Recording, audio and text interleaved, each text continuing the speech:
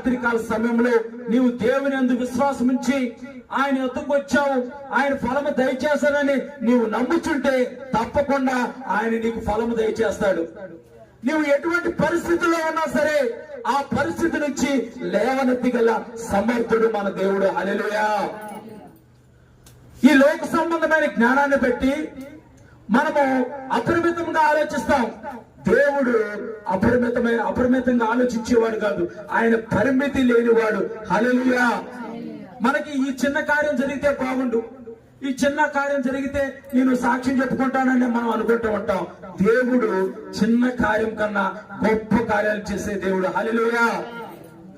విశ్వాసం అంటే దేవుడు చెప్పిన మాటకు విధేయత చూపటమే, దేవుడు చెప్పిన మాటకు విధేయత చూపించడమే, వాక్యము వినటమే విశ్వాసం, ఆ వాక్యానికి లోబడటమే